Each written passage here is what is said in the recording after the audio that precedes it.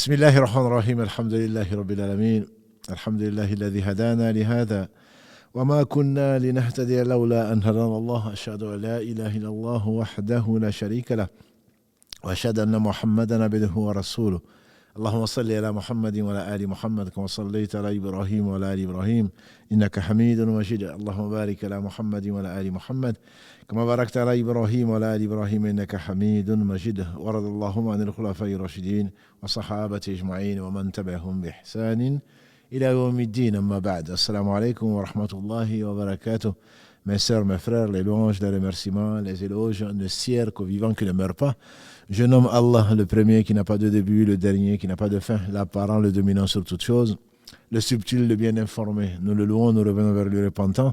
Nous demandons protection contre les conséquences de nos péchés et les tendances de l'âme. Celui qui Allah guide, nul ne saurait l'égarer. Celui qui est privé de sa guidée, nul ne saurait montrer le droit chemin. J'atteste donc qu'il est le seul digne d'adoration. J'atteste de la véracité, de l'exemplarité, de la prophétie de Muhammad ibn Abdillah. Qu'Allah bénisse ce prophète, sa famille, ses compagnons et tous ceux qui les auront suivis dans le droit chemin nous fassent l'honneur donc d'en faire partie. Soyez les bienvenus donc dans ce live avec dans la partie technique Karim et avec assistant donc Mohamed. Qu'Allah les bénisse et les récompense par le meilleur. Donc nous continuons toujours dans le sujet de la hijra qui est donc l'émigration. Allah a voulu donc faire de cette émigration, contrairement à ce que beaucoup pensent, une chose qui est si importante qu'elle dure depuis la responsabilité, j'entends l'âge adulte jusqu'à la mort.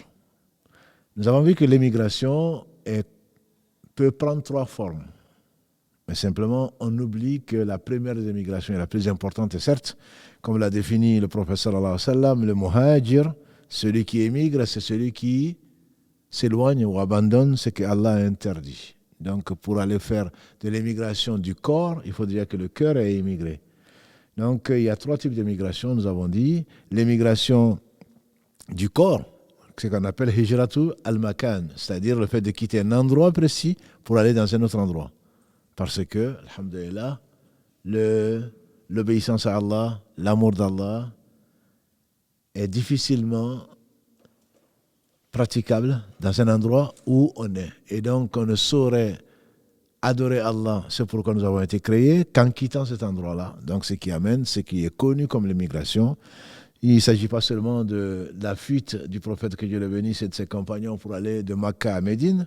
Avant, on a vu deux autres hijras pour aller en Abyssinie, chez An-Najashi, qui est devenu musulman, et également la hijra du prophète sallam pour aller donc à Taïf. Ça, c'est ce qu'on appelle hijratul makan, quitter un endroit pour aller à l'autre.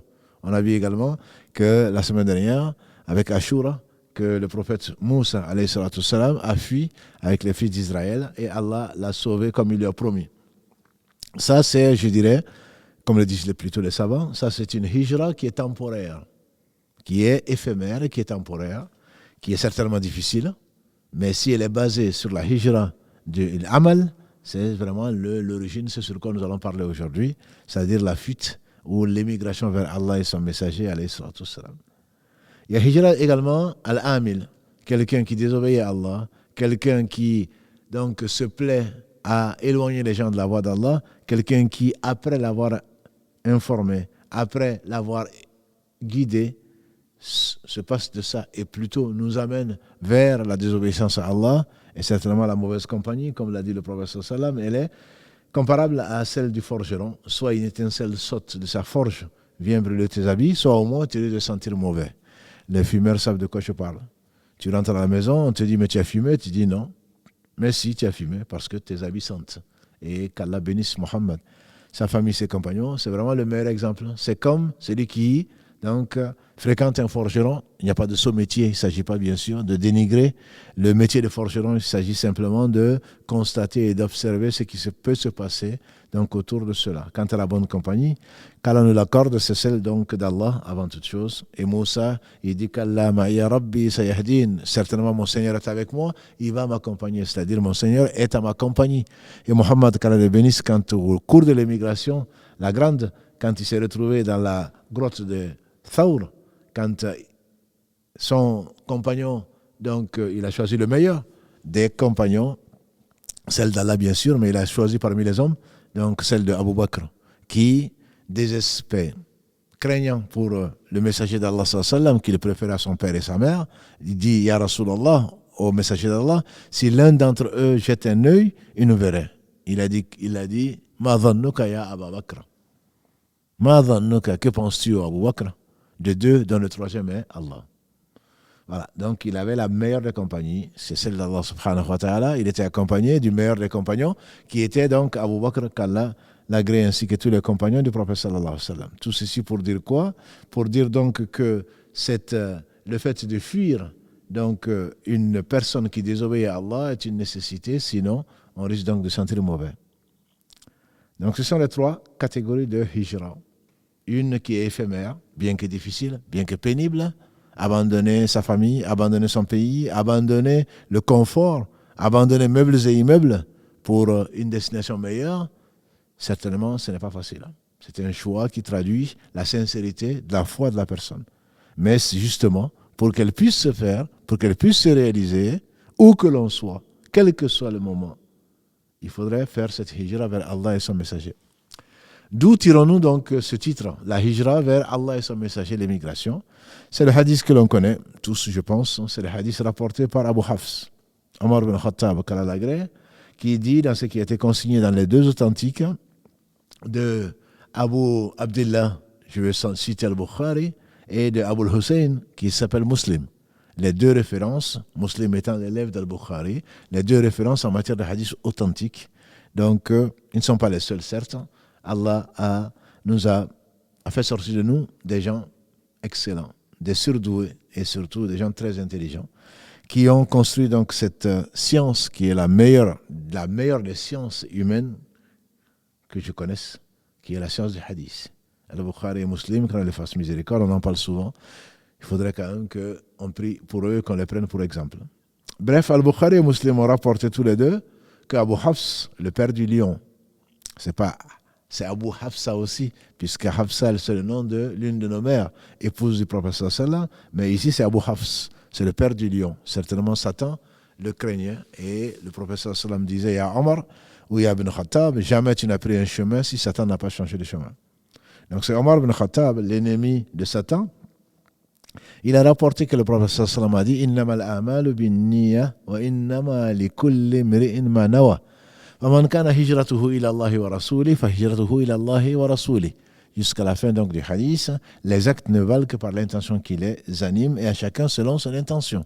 Celui dont l'émigration est vers Allah et son messager, son émigration lui sera comptée pour Allah et pour son messager.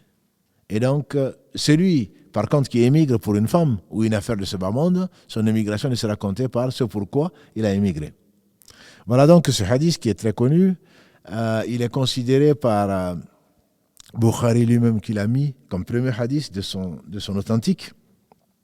L'imam As-Suyuti, Al-Baghawi, d'autres imams ont mis également ce hadith. Ils ont commencé par cela parce qu'il est extrêmement important. L'homme sera donc ressuscité en fonction de son intention et l'homme sera très certainement récompensé pour les actes en fonction avant toute son intention et ensuite par la suivi donc du meilleur des modèles, Muhammad sallallahu alayhi wa sallam. L'imam Shafi'i, qu'Allah lui fasse miséricorde, dit que ce seul hadith correspond à un tiers de tout l'islam. Innama al-a'malu binniyat wa innama li kulli imri'in ma nawa. Les actes ne valent que par l'intention qui les anime. En effet, l'intention doit être pure pour Allah subhanahu wa ta'ala et c'est l'une des trois conditions pour que Allah accepte n'importe quel acte. C'est l'intention que ce soit fait que pour lui. C'est le suivi de Muhammad sallallahu alayhi wa sallam si la personne, bien sûr, est dans l'islam. Ce sont les trois conditions. Donc, c'est le tiers de la religion, disait l'imam Shafi'i. Et son élève, non moins célèbre, qui est l'imam Ahmad, donc Abdullah également, l'imam Ahmad ibn Hanbal, quand il fasse miséricorde, le quatrième des quatre, disait également que c'est l'une des trois bases de l'islam. En effet, il dit l'islam, la foi n'est pas autre chose que le fait de faire ce qui est ordonné, de s'éloigner de ce qui est interdit et d'éviter les choses douteuses. Et en effet, il choisit trois hadiths et non les moindres. Innamal a'malu binniyat, donc ce hadith-là. Le hadith de Aïcha Kalalagré, celui qui pratique une chose qui n'est pas dans la sunna est à rejeter. Et le hadith de Nu'man ibn Bashir, al-halalu bayyin wa al-haramu bayyin. Le halal est évident, le haram est évident entre les deux, il y a des choses ambiguës. Donc celui qui s'en éloigne va préserver sa religion et son honneur. Ce sont 3 hadiths, d'après l'imam Ahmad, qui sont les bases même de toute religion. En effet, faire ce qu'Allah a ordonné et s'éloigner de ce qu'il a interdit et éviter les choses ambiguës, certainement celui-là préserve et sa religion et son honneur. Le prophète nous a enseigné ce très beau hadith dans les 40 de An-Nawawi qui disait donc que da'a ma yuribuk ila ma la yuribuk. Abandonne ce qui te met dans un doute pour ce qui ne t'y met pas. Donc ce hadith parle de la hijra vers Allah et son messager. Celui qui fait la hijra vers Allah et son messager, son émigration ne sera comptée comme émigration vers Allah et son messager. Donc cette hijra, disait Ibn Qayyim, qu'Allah fasse miséricorde, c'est ce qui est l'essence même du croyant. La foi ne va pas sans celle-là. Qu'est-ce que c'est que la hijra? Évidemment, étymologiquement, quand on parle d'émigration, c'est quitter. Il y a un point de départ, il y a un point d'arrivée. Un point de départ, un point d'arrivée. En quoi cela consiste pour Allah? Quand on va vers Allah, et donc on va quitter une situation de ténèbres vers la lumière. On va quitter une situation d'injustice vis-à-vis de soi-même vers la justice vis-à-vis des créatures. On va quitter l'adoration de ses passions, l'adoration des gens, l'adoration des choses vers l'adoration d'Allah. On va quitter le fait de mettre son espoir sur les gens. Je vois chacun d'entre nous. Chacun d'entre nous. On met de l'espoir, qu'on le veuille ou pas, sauf si on va vers Allah, on met son espoir sur Allah. Celui-là ne sera pas déçu. La crainte de l'autre, d'autrui, vers la crainte d'Allah. D'ailleurs, il illustre ce très bel exemple en disant quand on craint une créature, vers quoi on va aller? Vers une autre créature qui est plus puissante et qui est censée nous défendre contre la créature crainte. Alors, quand tu te diriges vers le premier qui n'a pas de début, le dernier qui n'a pas de fin, qui est l'omnipotent, l'omniscient, celui sans qui rien n'arrive, à qui tout revient, sans qui rien n'existe, qui est le créateur et qui détient tout. Il n'y a plus de crainte. On peut avoir peur, mais on se réfugie où? On met sa confiance en Allah. Au lieu de reposer ta confiance sur quelqu'un d'autre, qui va forcément te décevoir, l'expérience le prouve. Quelle que soit la personne à qui tu fais confiance, j'entends, est trahi par la confiance, mais elle ne pourra pas assumer cela, parce que la hawla wa la quwwata illa billah, il n'y a de force de mouvement que par Allah. C'est trop demander à quelqu'un que de mettre sa confiance, surtout, je mets ma confiance en toi, on dira, mets ta confiance en Allah, et ensuite, tu peux compter effectivement sur mon engagement, sur ma droiture, sur ma sincérité, etc., etc. Mais la confiance, elle est sur Allah. Il est le seul qui ne déçoit pas. Au lieu d'être soumis à tes passions, soumis aux créatures, qui ne sont que des créatures, qui ne peuvent rien pour elles-mêmes, ni du bien ni du mal, soumets-toi. Naturellement, tu es soumis de toute façon, que tu le veuilles ou pas. Tu ne peux pas ne pas respirer. Tu ne peux pas ne pas avoir soif. Tu ne peux pas ne pas avoir faim. Tu ne peux pas ne pas avoir sommeil. Tu ne peux pas ne pas avoir des besoins naturels. Tu es déjà soumis à Allah, que tu le veuilles ou pas. Et on le verra, Inch'Allah, par rapport aux maladies du cœur, dont l'orgueil et le reste. Comment tu vas être orgueilleux alors que tu as été créé de ce que tu sais.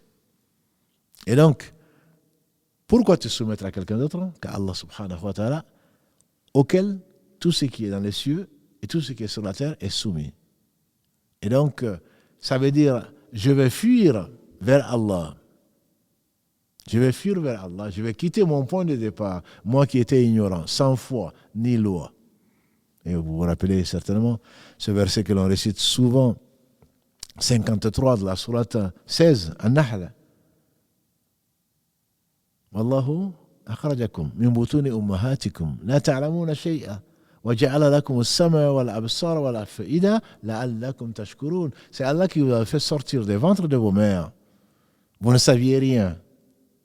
Et qui vous a donné vue et cœur afin que vous soyez reconnaissants.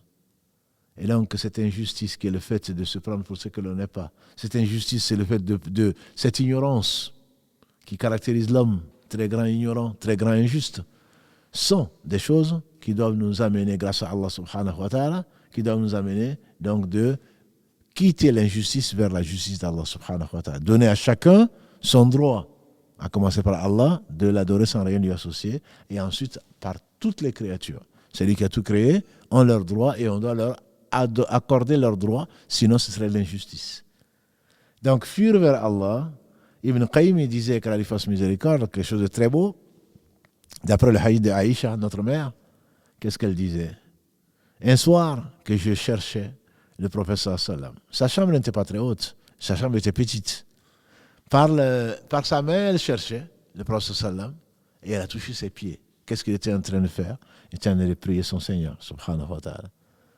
Dans le noir, il était en train de prier son Seigneur. Qu'est-ce qu'il disait? Allahumma inni a'udhu biridaka min sakhatik wa bimuwafatika min uqubatik wa a'udhu bika minka la uhsi thana'an alayka anta kama athnayta ala nafsik. Oh Allah, je cherche protection auprès de ta satisfaction contre ton courroux, de ta bienfaisance contre ta colère. Et je cherche protection auprès de toi contre toi. Bien sûr, c'est un hadith qui est authentique, il n'y a pas à discuter. Mais comment on peut l'expliquer? Ibn Qayyim, il dit en réalité, il faut comprendre qu'on fuit effectivement. On fuit, il dit que ça résume toute l'unicité d'Allah, le tawhid. Pour ceux qui ne savent pas et qui parlent beaucoup du tawhid. Le tawhid, c'est l'amour d'Allah, subhanahu wa ta'ala. C'est la connaissance d'Allah, subhanahu wa ta'ala. Ce n'est pas le fait simplement d'affirmer Allah seul mérite l'adoration. C'est le message de tous les prophètes. Mais parce qu'ils ont connu Allah, ils l'ont aimé, et c'est pour cela qu'ils ont été le vecteur du tawhid. Il dit c'est tout le tawhid. Le tawhid rububiyya, c'est-à-dire le tawhid, l'unicité dans la seigneurie, veut que tout ce qui existe, c'est Allah qui l'a créé. Le bien comme le mal. Le bien comme le mal. Et donc, si tu vas vers ce que Allah si tu fuis ce que Allah a interdit, tu ne fuis pas le destin. Mais tu réalises que la volonté d'Allah subhanahu wa ta'ala, c'est par sa volonté que tout existe. Que ce soit le mal ou que ce soit le bien. Wallahu khalaqakum wa ma ta'malun, dit Ibrahim alayhi salam. C'est Allah qui vous a créé, surat 37, verset 96, ainsi que ce que vous faites. Donc, tu fuis ce que Allah subhanahu wa ta'ala a créé. C'est ce qui, par sa volonté, a existé. Et donc, c'est un aspect du tawhid qui est, le tawhid, donc, rububiyya, et l'affirmation du destin. Ce que tu fuis, ce n'est pas la chose qui s'est créée elle-même. C'est Allah subhanahu wa ta'ala qui l'a créée. Tu vas vers quoi? Tu vas vers l'agrément d'Allah subhanahu wa ta'ala. Tu fuis donc Allah, l'aspect rububiyya, la détermination. Tu fuis vers Allah subhanahu wa ta'ala, le bienveillant, le miséricordieux par essence et par excellence, et tu vas aller chercher protection, celui qui protège, celui qui guérit, etc. etc. Quand Omar ibn Khattab, encore une fois, quand Al-Agré s'est retrouvé en voyage, dans une expédition, il a appris qu'il y avait une épidémie quelque part. On a déjà parlé de ce récit, une épidémie quelque part. Et il a demandé à ses compagnons, puisqu'ils n'étaient pas toujours là, ils ne savaient pas tout, qui est-ce qui a entendu le prophète alayhi salam parler d'une épidémie? Il y a un des compagnons que Allah a inspiré, il a dit, moi, je me rappelle, le prophète sallam a dit que s'il y a une épidémie quelque part, n'y allez pas. Mais si vous y êtes, ne fuyez pas. Il dit alors, alhamdulillah, qui donc a permis de connaître ce hadith. Donc, on ne va pas aller dans cet endroit. Quelqu'un qui n'a pas bien compris le destin, il a dit, Omar fuit le destin. Omar fuit le destin d'Allah. Qu'est-ce qu'il lui a répondu? Omar fuit le destin d'Allah pour aller vers le destin d'Allah. Parce que c'est Allah qui a voulu que je sache qu'il ne faut pas aller, parce que le prophète m'a dit de ne pas y aller. Mais c'est Allah qui a voulu également qu'il y ait de l'épidémie.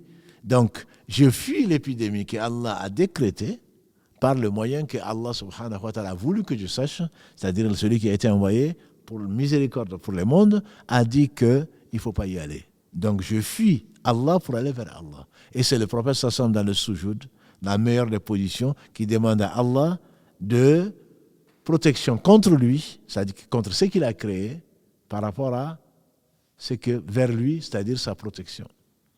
Et donc, fuir vers Allah, c'est fuir Allah, c'est-à-dire le destin, entre guillemets, qui est également dans le destin, d'aller vers ce que Allah aime et agrée.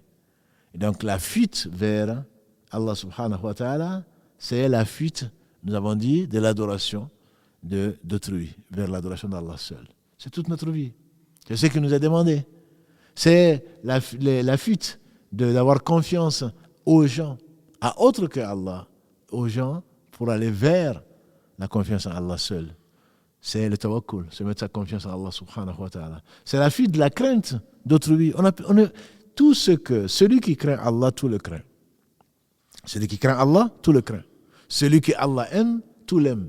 On connaît bien ce hadith rapporté par Al-Bukhari, entre autres. Quand Allah aime quelqu'un, il dit à l'ange Gabriel, ô Gabriel, aime un tel, parce que je l'aime. Et Gabriel, bien sûr, va l'aimer. Ils n'ont pas de volonté propre. Il descend dans les cieux et il va dire aux anges, Allah aime un tel, aimez-le. Les anges qui n'ont pas de volonté propre vont aimer la personne. Les anges vont se répartir sur la terre comme sur la mer en disant, Allah aime un tel, aimez-le. Et bien entendu, ils obéissent à Allah. Celui qui craint Allah, c'est Allah qui détient toutes choses. Pourquoi tu vas craindre quelqu'un d'autre? Si Allah veut, il le transforme. Il a ordonné au feu de ne pas brûler Ibrahim. Il a ordonné à la mer de se fendre pour laisser passer les Banu Israël, comme on a vu la semaine dernière. C'est Allah qui détient toutes choses. Le prophète a dit, le cœur du fils d'Adam est entre les deux doigts de Ar-Rahman, du miséricordieux par essence. Il le change comme il veut. Ça veut dire quoi? Celui que tu vois. Que dit Allah dans la sourate entre autres 41, verset 30? Qu'est-ce qu'il dit? Allah dit subhanahu wa ta'ala, idfa billati hiya ahsan. Fa idha allazi baynaka wa baynahu adawatun ka'annahu waliyyun hamim. Verset 34. Sourate 41. Il dit, repousse le mal par le bien. Tu verras que celui qui est ton ennemi invétéré devient un ami intime. Pourquoi? C'est Allah qui a changé le cœur. Il y a des choses qu'on n'aimait pas, qu'on aime. Il y a des choses qu'on aimait, qu'on n'aime plus. Et donc c'est Allah qui détient tout. Pourquoi alors craindre une créature que Allah détient? Il détient tout. Il détient son âme, il détient son cœur, il détient son vouloir. Si Allah veut, certainement, tout le monde serait musulman, comme il le dit. Si Allah ne veut pas, celui que Allah guide, nul ne saurait l'égarer. Celui qui est privé de sa guidée, nul ne saurait lui montrer le droit chemin. Donc la fuite vers Allah, c'est le fait de connaître Allah. La fuite vers Allah, c'est du début. On n'y est pas encore arrivé pour beaucoup d'entre nous. Aller à l'excellence. C'est comme si tu adorais Allah comme si tu le voyais. Parce que si tu le vois, lui te voit. Ne pense pas que tu as cheminé, tu es arrivé au point culminant. Non, le point culminant a été atteint par Muhammad sallallahu alayhi wa sallam. Ce serait bien prétentieux de penser que non, mais moi je suis croyant, ça me suffit. Et non. Le meilleur des hommes disait, Ya muqallib al-qulub, thabit qalbi ala dinik. Ô toi qui détiens les cœurs, raffermis mon cœur sur ta religion. Il y a des moments où la foi est importante, il y a des moments où la foi est faible. Et donc ne pense pas que c'est un acquis. Donc crains Allah et wattaqullah wa yu'allimukumullah. Fattaqullah wa yu'allimukumullah. Verset 282 de la sourate Al-Baqarah, c'est la dernière ligne. Il dit fattaqullah wa yu'allimukumullah. Craignez Allah alors. Craignez Allah et Allah va vous enseigner. Et donc la crainte d'Allah, toi, doit t'accompagner. Et cette crainte d'Allah va t'élever en degré. Et tu dois continuer à fuir vers Allah jusqu'à le rencontrer. Tant que tu ne l'auras pas rencontré, tu n'auras pas vraiment été rassuré, puisque Allah seul sait. Il y a des gens qui se lèvent le matin avec la foi et ils se couchent avec la non-foi. Il y a des gens qui se lèvent non musulmans et ils se couchent après s'être reconvertis. Et donc la fuite vers Allah doit être notre objectif principal. C'est pour cela, entre autres, qu'Allah dit dans la sourate Dhariyat 51, verset 50, Fafirru ilallah. Inni lakum minhu nadhirun mubin. Fuyez vers Allah. Je suis pour vous un avertisseur évident.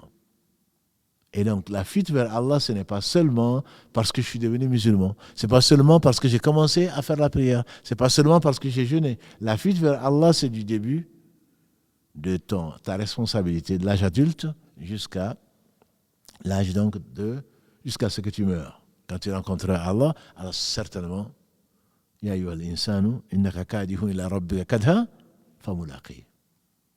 Ô homme, Allah dit dans la sourate, donc Allah dit subhanahu wa ta'ala, ô homme, toi qui recherches la rencontre de ton Seigneur, tu le rencontreras.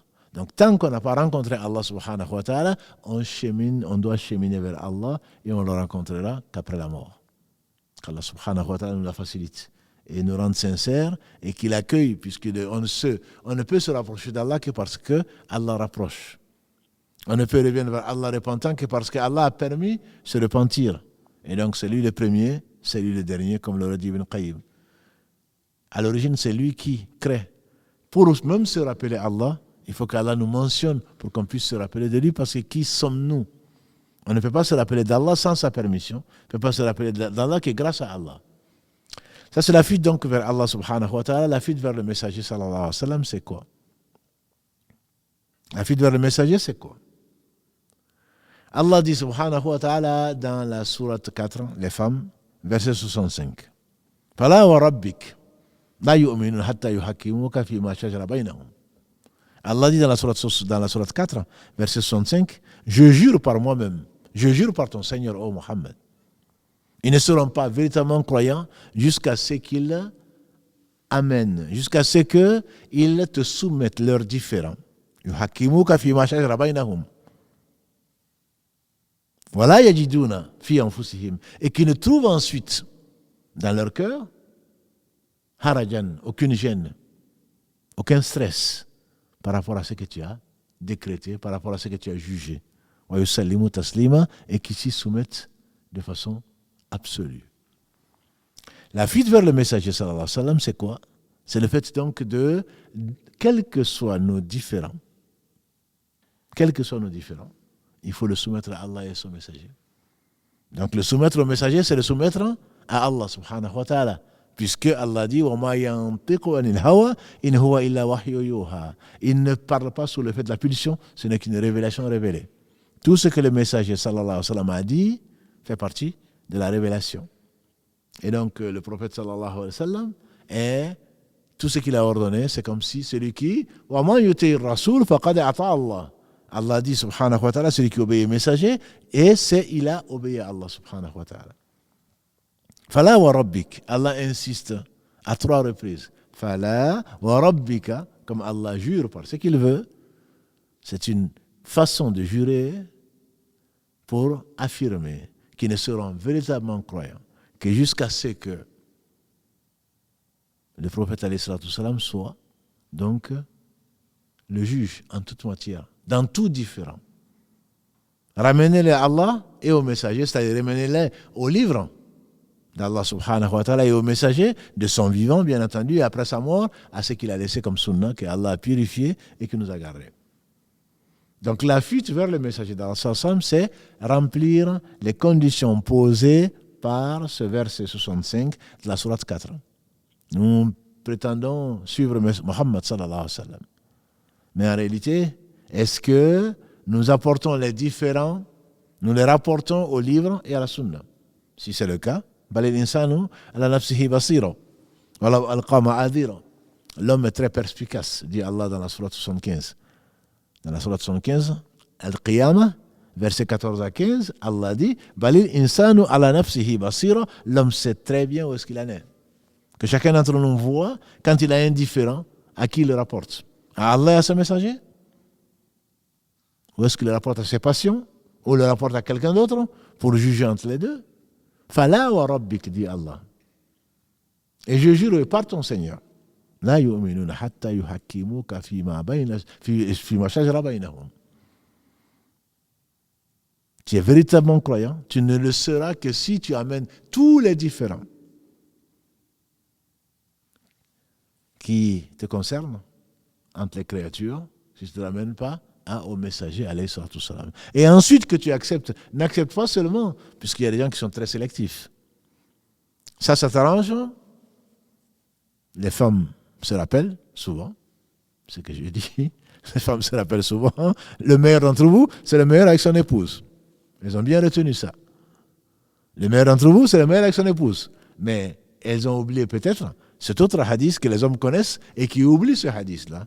Les hommes oublient sciemment ce hadith qui ne sont pas les meilleurs. Si vraiment tu es le meilleur, tu dois être le meilleur époux. Si ce n'est pas le meilleur époux, il va certainement se plaindre Mais si elle reconnaîtra que tu es le meilleur époux possible. Les hommes vont retenir ce hadith. Si je devais demander à une créature de se prosterner devant une autre créature, j'aurais demandé à la femme de se prosterner devant l'homme, mais on ne se prosterne que devant Allah. Alors, quand ils viennent réclamer leurs droits, les hommes, ils amènent ce hadith. Et ils oublient que le meilleur d'entre nous, c'est le meilleur avec ses épouses, ou avec son épouse, ou avec sa famille. Donc, on est très, très sélectif. Mais vois en toi-même quand une affaire t'arrive, quand tu es indifférent avec qui que ce soit, ton époux, ton épouse, tes parents, ton voisin, le musulman, le non-musulman, à qui, où tu vas te référer? Est-ce que Allah aime ceci? Si le messager alayhi salatu wasallam était là, qu'est-ce qu'il aurait dit? Il n'est pas là, bien sûr, mais il a dit un certain nombre de choses. Et Allah a parfait la religion. Donc, quand un différent arrive, ne suis pas tes passions. Qu'est-ce que Allah a dit? Pourquoi? Pourquoi? Parce que tout autre que la révélation, que ce soit le Coran, que ce soit la Sunna, et c'est les deux matières, en matière de révélation, tout ce qui, en dehors de ça, il y a un doute sur la véracité. Alors que la révélation, c'est la pure vérité. Allah n'a révélé que la vérité, en tout cas si tu crois en Allah, et au jour du jugement dernier. Allah n'a révélé que la vérité, soit dans le Coran, soit dans la Sunna du prophète sallallahu alayhi wa sallam. Alors si tu vas te retrouver à prendre des opinions des uns et des autres, le minimum qui est, c'est qu'il y a un doute dessus. Toi qui préfères les habitudes de la maison, toi qui ne veux pas quitter la maison, tu ne veux pas quitter ton père ni ta mère, leurs opinions font force de loi. Chez nous, c'est comme ça. Combien de problèmes, combien de soucis dans nos familles nous avons. Ma mère ne faisait pas comme ça. Ma mère n'a jamais parlé comme ça à mon père. Mais je ne suis pas ta mère. Moi, mon père n'a jamais fait ça à ma mère. Mais je ne suis pas ton père. Qu'est-ce que Allah a dit? Qu'est-ce que le messager a dit? Ne compare pas, ne prends pas tes références sur les habitudes. Il y a de très bonnes habitudes dans nos sociétés. Je dirais même dans n'importe quelle société. Mais il n'y a pas que les bonnes habitudes. Tout ce qui arrive comme habitude, comme ordre, comme interdit, farudduhu ila Allahi wa rasoul. Farudduhu ila Allahi wa rasoul, renvoyez-le à Allah et à son messager. Et c'est l'autre verset 59 de la sourate, la même sourate, la sourate 4. Ya ayyuhalladhina amanu, ati'u Allah wa ati'u rasoul wa ulul amri minkum. Ô vous, les croyants, obéissez à Allah, obéissez aux messagers et aux détenteurs de l'autorité. فإن تنازعتم في شيء فردوه إلى الله ورسوله إن كنتم تؤمنون بالله واليوم الآخر.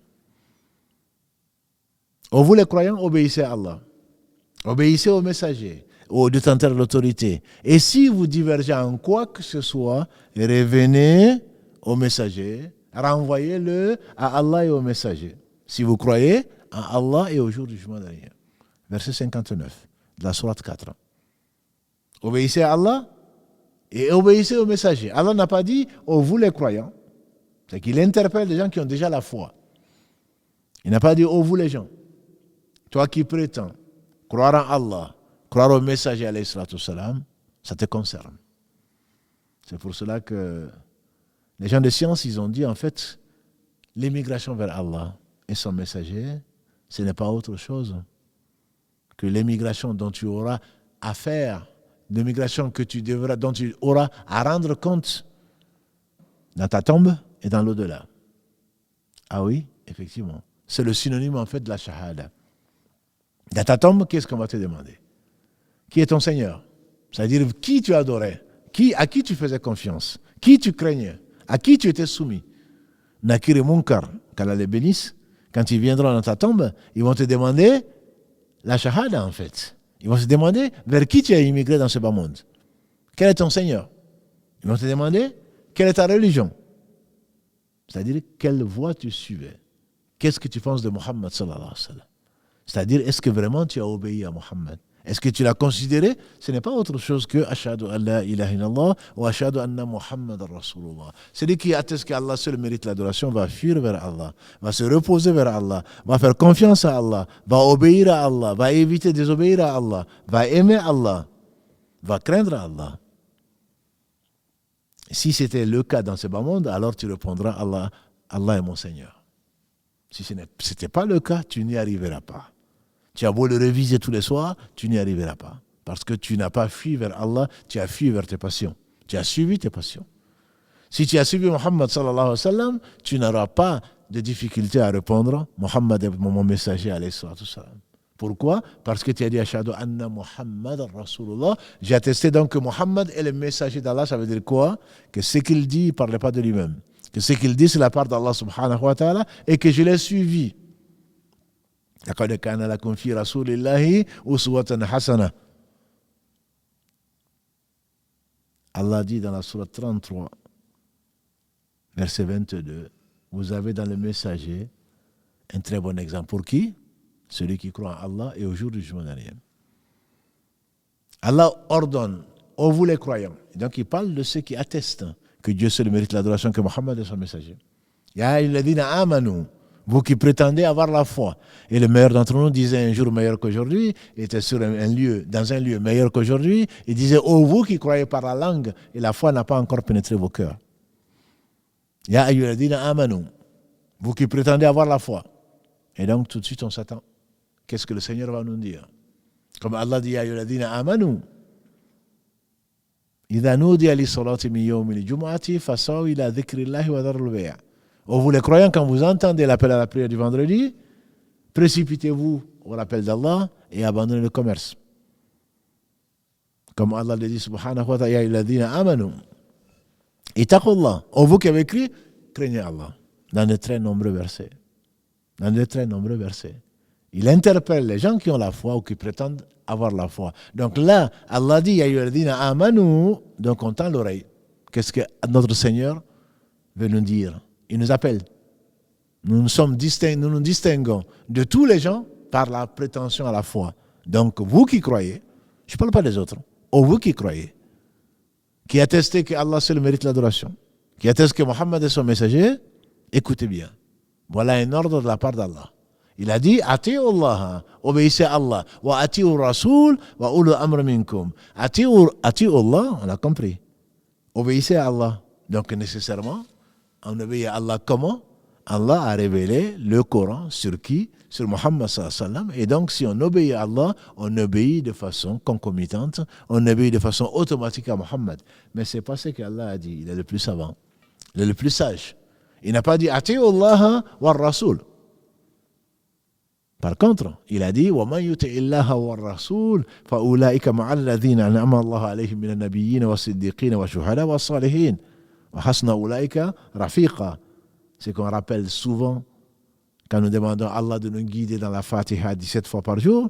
Ihdina siratal mustaqim, siratal ladina an'amta alayhim, le chemin de ceux que, guide-nous dans le droit chemin, le chemin de ceux que tu as agréés. Qui sont-ils? Allah dit dans la même sourate les femmes, 4 verset 69, celui qui obéit à Allah et au messager. Voilà ce que Allah a comblé de ses bienfaits. Parmi les prophètes, les véridiques, les martyrs témoins et les gens de bien.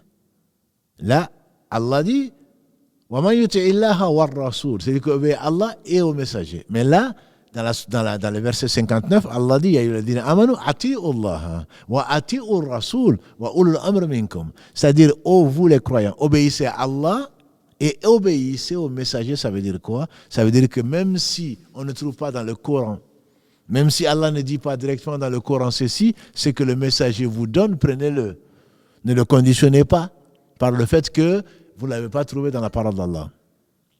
Et c'est l'un des plus beaux versets à renvoyer à la face des gens qui ne tiennent pas compte de la sunna. Ibn Mas'ud, Kalalagré, une fois m'est venu le trouver, rapporté par le Bukhari. Il a dit, tu prétends que Allah maudit celle qui se lime les dents et celle qui s'épile les sourcils. Or, j'ai lu tout le Coran, je n'ai pas trouvé ce verset. Bien sûr, le coraniste. Moi, le Coran, j'y crois. Ce qu'a dit le prophète, c'est un homme. Ibn Mas'ud dit, tu as lu tout le Coran? Il dit oui. Est-ce que tu ne trouves pas dans le Coran, dans le verset 7 de la sourate 59, Al-Hashr, وَمَا أَتَاكُمُ الرَّسُولُ فَخُذُوهُ وَمَا نَهَاكُمْ عَنْهُ فَانْتَهُوا وَاتَّقُوا اللَّهَ, Ne trouves-tu pas dans ce verset 7 de la sourate 59, Allah dit, ce que le messager vous apporte, prenez-le. C'est ce qui vous interdit, abstenez-vous-en et craignez Allah. Elle a dit oui, j'ai trouvé ça dans le Coran. Il dit alors j'ai entendu le messager d'Allah sallallahu alayhi wa sallam dire, Allah maudit celle qui s'épile les sourcils. Allah maudit celle qui lime les dents et celle qui se fait limer. Le messager d'Allah sallallahu alayhi wa sallam qui ne parlait pas de lui-même, il a dit, il viendra un moment où des gens affalés dans leur divan vont dire, entre nous et vous, il y a un critère. Ce qu'on trouve dans le Coran, on le fait. Il a dit, Allah m'a donné le Coran et son équivalent. Ils sont affalés effectivement dans leur fauteuil ou dans leur divan, en train de dire ce qu'on trouve entre nous et vous, c'est le Coran. Le reste, on ne s'en occupe pas.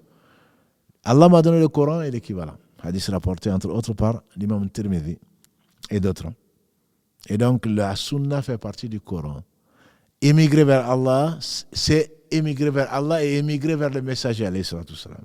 Obéir à Allah, wa ma yuti ar-rasul faqad ata Allah. Celui qui a obéi au messager, il a obéi à Allah.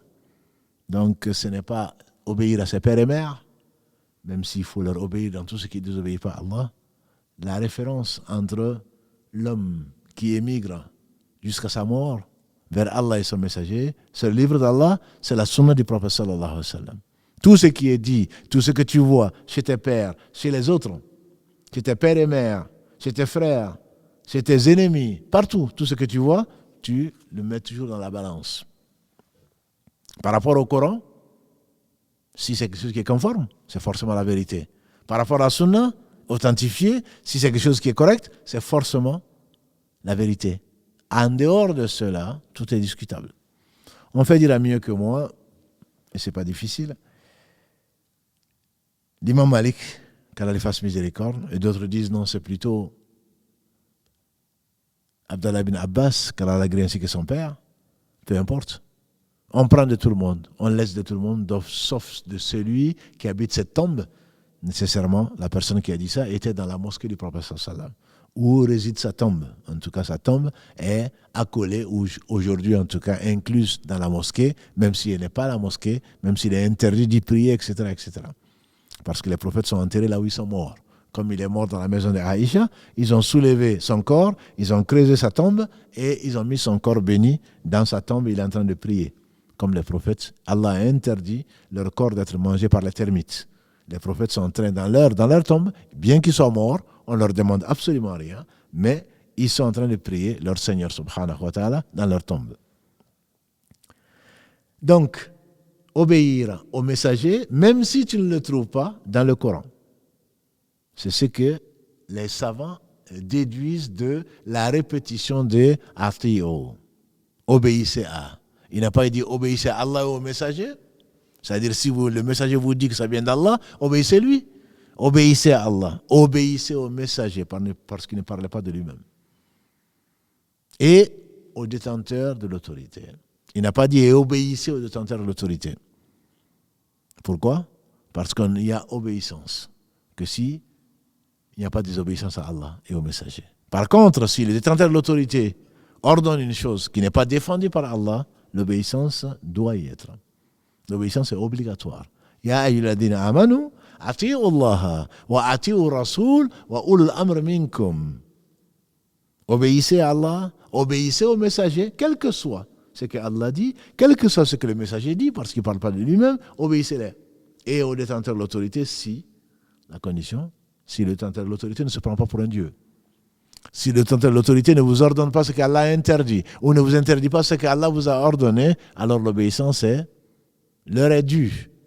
Contrairement à ce que l'on voit dans les pays musulmans et ailleurs, entre les soulèvements, les rébellions, les massacres de musulmans, sous le couvert d'obéissance à Allah subhanahu wa ta'ala, parce qu'ils se sentent responsables. Ils désobéissent aux autorités parce que les autorités désobéissent à Allah. Le prophète alayhi salam nous a mis en garde. Il a dit, ceux qui viendront après moi, certainement, verront des injustices. Obéissez aux détenteurs de l'autorité tant qu'ils ils font la prière parmi vous. Obéissez aux détenteurs de l'autorité tant qu'ils ne vous ordonnent pas ce qui est interdit. Et la cause de nos malheurs aujourd'hui dans les pays musulmans et malheureusement en dehors même des pays musulmans, c'est quoi? C'est la désobéissance à Allah. La désobéissance au messager qui nous a interdit ces soulèvements-là et le reste, par la raison, c'est de l'injustice. Le premier injuste, c'est peut-être toi. Tu es injuste vis-à-vis de toi-même.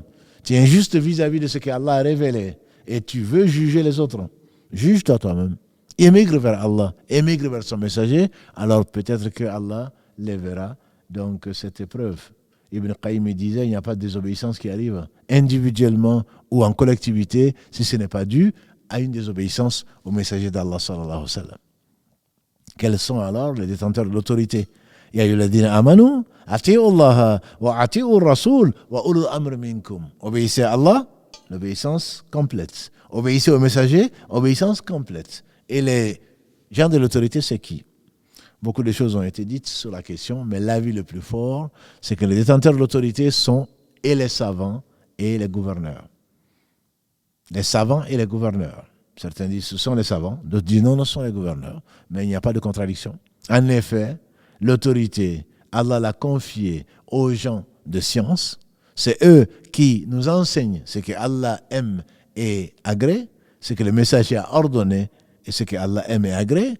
C'est eux qui défendent contre les ennemis d'Allah et ennemis d'eux-mêmes par la réfutation sur la base du livre et de la sunna. C'est eux qui l'enseignent, c'est eux qui le pratiquent. Et donc, ce sont les détenteurs de l'autorité, dans la mesure que l'autorité, c'est avant tout celle d'Allah subhanahu wa ta'ala.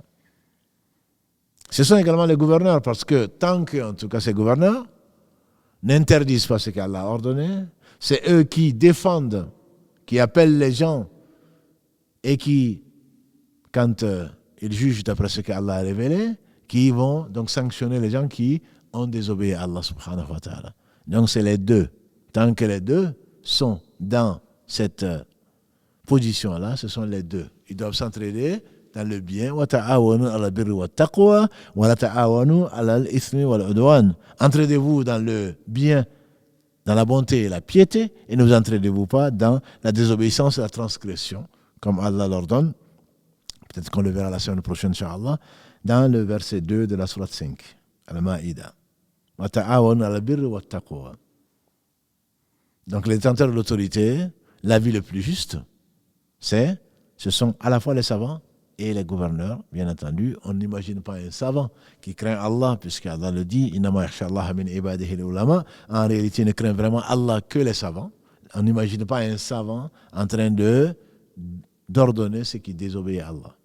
Par contre, les gouverneurs, ça peut arriver, et beaucoup, et auquel cas, si ça désobéit à Allah, il n'y a pas d'obéissance donc à ces personnes-là. Et Allah dit, voilà, yajiduna fi anfusihim haraja. Mima. Allah dit donc, et ils ne trouvent dans leur cœur, dans le verset donc 65 de la sourate 4, et ils ne trouvent dans la soumission à Allah sur son messager aucune gêne. Et ici, ils s'y soumettent amplement. Dans le verset 59, on a dit, et ici, plutôt dans le Allah dit, donc d'obéir à Allah, d'obéir au messager, et les détenteurs de l'autorité.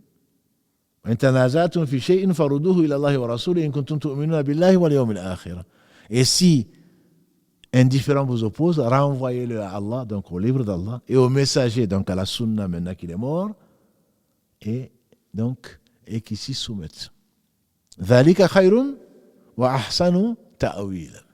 À ce prix, dit Allah, c'est mieux pour vous, et c'est la source du bonheur, c'est la meilleure des compréhensions. C'est-à-dire que c'est le bonheur ici-bas et dans l'au-delà. Si vous désobéissez à Allah, si vous désobéissez au messager et au détenteur de l'autorité, vous n'avez rien compris. ذَلِكَ خَيْرٌ. ذَلِكَ خَيْرٌ. Le bien, il est là, dit Allah. وَأَحْسَنُ تَأْوِيلًا. Et c'est la meilleure des interprétations, la meilleure des compréhensions, la meilleure des applications, qui fera donc pour vous, qui sera la source du bonheur ici-bas et dans l'au-delà. Si le verset 59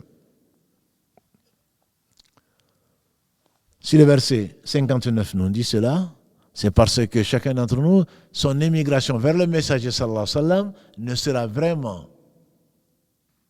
réalisée que quand il rencontrera Allah, sera vraiment réalisé que sur cette route, si c'est vraiment senti qu'il a ramené ses différends à Allah et à son messager, et ensuite qu'il a eu cette bonne compréhension de ramener cela, et Allah dit que le cœur s'apaise avec ça.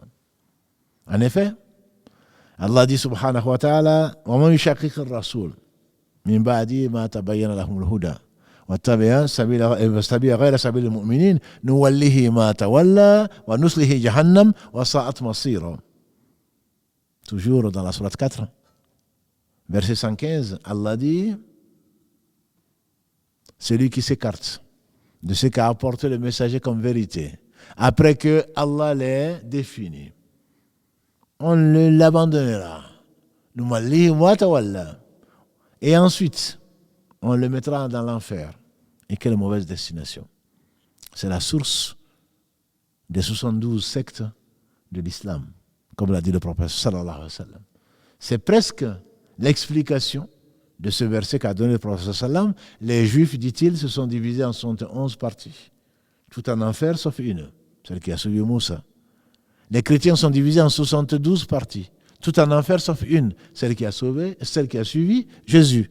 Ma communauté, dit-il, va se diviser en 73 parties, 72 en enfer, tout en enfer sauf une. On dit laquelle? Il dit celle qui suit, celle qui est sur la voie sur laquelle moi je suis, moi aujourd'hui, et mes compagnons. Ce qui fait que ce verset 115 de la sourate 4 va justement dire que celui qui a fait l'immigration vers Allah, fait l'immigration vers le messager sallallahu alayhi wa sallam, sera le seul sauvé. Dans la tombe, dans ce bas monde d'abord, dans la tombe, et ensuite dans l'au-delà. Parce que, dit Qatada, qui est un des épigones de jeune génération, qui est mort en 117 de l'Hégire, qu'Allah lui fasse miséricorde, malgré ce qu'il a pu faire comme erreur, quel homme ne fait pas d'erreur? Le prophète sallam a dit, tout fils d'Adam est soumis à l'erreur, et les meilleurs d'entre eux, c'est ceux qui reviennent vers Allah repentants. Qu'Allah leur fasse tous miséricorde à nos savants, ainsi qu'à nous-mêmes. Qatada a dit, chacun sera dans l'au-delà. Tout un chacun aura à répondre à deux questions. Qu'est-ce que tu as répondu à ton Seigneur? Qu'est-ce que tu as répondu au messager? À qui tu as cru donc? Et qu'est-ce que tu as répondu au messager? C'est la shahada. Ashhadu an la ilaha illallah wa ashhadu anna Muhammad Rasulullah. Ibn Qayyim, quand il fasse miséricorde, il dit que pour chaque acte, tu seras interrogé sur deux questions. Sur chaque acte. Allah seul sait qu'Allah, Allahumma sallim, qu'Allah vraiment nous préserve, nous fasse rentrer au paradis sans nous poser des questions. Imaginons un seul instant que tout ce qu'on a fait dans cette journée, qu'on doit rendre compte de chaque acte. Et il y a deux questions. Pour qui tu l'as fait et comment tu l'as fait? Pour chacune de nos actions, on sera interrogé sur doublement. Pour qui tu l'as fait, c'est-à-dire la sincérité. Est-ce que tu l'as fait pour Allah ou tu l'as fait pour autre chose? Si tu l'as fait pour Allah, alhamdulillah. Si tu l'as fait pour autre chose, Allah ne l'accepte pas. On en parlera, Inch'Allah, dans les maladies du cœur. Et comment tu l'as fait? C'est-à-dire, Allah n'accepte pas que tu l'aies faite en suivant tes passions. C'est le hadith de Aïcha, qu'Allah l'agrée, qui est un tiers de la religion. Celui qui apporte à notre affaire que voici, autre chose que ce qui a été révélé, on le retourne. On ne s'en occupe pas. Donc, tu as deux questions pour le même acte et pour chaque acte. Pour qui tu l'as fait et comment tu l'as fait. Si tu as suivi le messager, alors, alhamdulillah, Allah subhanahu wa ta'ala va l'accepter si tu l'as fait pour lui. Ce qui amène 4 combinaisons. Tu l'as fait pour Allah, mais tu n'as pas suivi le messager. Tu as fait pour Allah, tu as suivi le messager. Tu n'as pas fait pour Allah, donc c'est nul, tout en suivant le messager. Tu n'as pas fait pour Allah, donc c'est nul, et tu n'as pas suivi le messager. C'est 4 combinaisons. Allah n'accepte que ce qui est fait pour lui en suivant la sunna du prophète sallallahu alayhi wa sallam. Et Allah a mis en garde, le temps passe vite. Allah a mis en garde. Dans la sourate 24, c'est même le dernier verset.